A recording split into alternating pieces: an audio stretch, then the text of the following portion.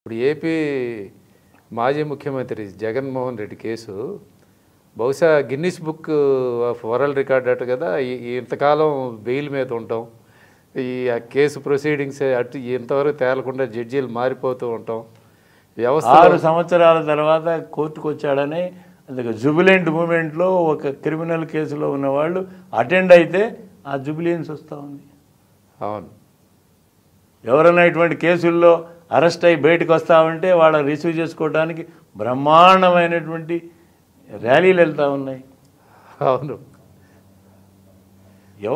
ఎవరు దీనికి ఆన్సరబుల్, ఎవరు దీనికి బాధ్యులు, ఎక్కడి దాకా ఈ ప్రయాణం? అవును, ఆన్సర్ లేని క్వశ్చన్లు చాలా మనం ముందు. అటువంటిదే ఈ పార్టీల మార్పిడి కూడా.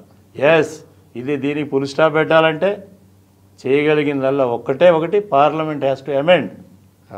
Supreme has to direct this parliament to amend it.